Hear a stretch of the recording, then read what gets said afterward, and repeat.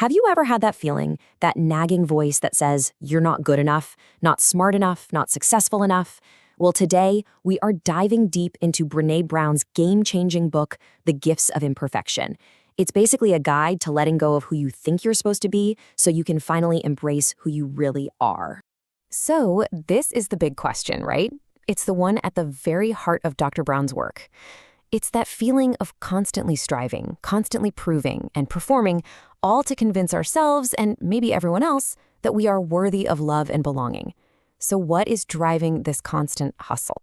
Well, according to Brené Brown, it all kicks off with this massive problem in our culture, this deep-seated feeling of never enough. It's a scarcity mindset that has us feeling like we're always behind. I mean, this quote from Lynn Twist just nails it, doesn't it? That feeling that before your feet even hit the floor in the morning, you're already losing. It's this internal story of not enough that creates the perfect storm for one of the most painful human emotions out there. And that emotion is shame. Now, it's so important to get this right. Shame is not just guilt. Guilt is feeling bad about something you did. Shame is the gut-wrenching fear that you are bad, that you are fundamentally flawed. And that right there is the biggest roadblock to living a full, authentic life. To really get how shame works, Brené Brown tells this incredible, cringeworthy story about herself. So she gets invited to give a talk, right? But the second she walks in, the vibe is just off. It's hostile. The organizer basically pulls her aside and says, hey, don't talk about all that hard stuff, shame, fear, vulnerability. Just give them a top 10 list for happiness or something. And this quote, this is what happened next. Instead of just being herself and talking about her research, she panicked. She tried to win over this tough crowd, completely ditching her authenticity just to get their approval. She started hustling hard. And you know what? The talk was a total disaster. It left her in what she calls a shame storm. Okay, but here's where the story takes this amazing turn. See, Brown never set out to be a researcher of happiness or joy. Her whole journey into this work was a total accident, something she stumbled into after years of researching the exact feelings she was just told to avoid. So, picture this. She's collecting thousands of stories about shame, about disconnection. But in all that data, she starts noticing a pattern. There was this small group of people whose stories were just different. They were stories about resilience and joy and real connection. So, being a researcher, she followed the data. She made two piles. In one pile, she put the stories from people who seemed to live with this real, deep sense of their own worthiness. And in the other pile, everyone else. People who, like so many of us, were constantly struggling to feel like they were enough. The million-dollar question was, what made the first group so different? And the answer was just stunning. It wasn't money, it wasn't status, it wasn't having it all together. The one thing that set these two groups apart was that the people with a strong sense of love and belonging believed they were worthy of it. That's it. They fully embraced vulnerability. They saw their imperfections not as weaknesses, but just as part of being human. Brown gave this way of living a name, wholehearted living. And it's basically the antidote to that whole never enough problem and the shame that comes with it. So let's unpack what that actually looks like. Now, the really key thing to understand here is that wholehearted living isn't some finish line you cross. It's a practice.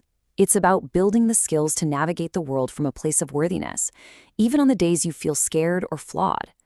It's a daily choice to wake up and believe, you know what? I am enough, right now, just as I am. And let's be real, this is not an easy path. As this quote says so perfectly, it takes a ton of courage to really look at our own stories, with all the messy parts, and to meet all of it with compassion instead of judgment. It's truly brave work. So you're probably thinking, okay, this sounds great, but how do I actually do it? Well, Brené doesn't just leave us with a theory. She lays out 10 specific guideposts, 10 practices for living a wholehearted life. You can think of them as a roadmap for this journey. So here's a look at all of them. And you'll notice a pattern, right? Each one is about letting go of something that holds us back in order to cultivate something that moves us forward. We've got authenticity, self-compassion, resilience. It's a pretty comprehensive list. Now, we can't go through all 10 right now, but let's zoom in on a couple of really powerful examples. Okay, let's start with perfectionism. A lot of us wear perfectionism like a badge of honor, but Brown's research shows it's really just a 20-ton shield that we carry around. We think it'll protect us from being blamed or judged. The answer isn't to just try harder. It's to cultivate self-compassion, to actually learn to treat ourselves with the same kindness we would give to a good friend. Oh, this one is huge, especially today. We treat being exhausted like it's a status symbol because we've somehow come to believe that our productivity equals our self-worth. But wholehearted living demands that we let that go and actually intentionally build, play, and rest into our lives. And not as a reward for work, but as something that's essential for a happy, healthy life. And in that same vein, the book really challenges us to stop living in a constant state of anxiety. There's a great saying, anxiety is extremely contagious, but so is calm. And the practice here is to actively choose to cultivate that sense of calm and stillness, especially when the world around us feels like total chaos. And finally, think about this. How often do we stop ourselves from being silly or goofy or just joyful because we're afraid of what other people might think? This last guidepost we'll look at is all about letting go of that need to be cool and in control, and instead just embracing the joy and connection that comes from letting loose, singing, dancing, laughing. When you really boil it all down, every single one of these guideposts comes back to one fundamental choice that we have to make, over and over again. And that's the choice to put courage over comfort. What I love is that the book reminds us where the word courage actually comes from.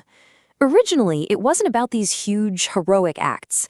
It meant ordinary courage, which is simply to speak your mind by telling all of your heart. It's about the simple but terrifying act of putting your vulnerability out there. So at the end of the day, the choice really is ours.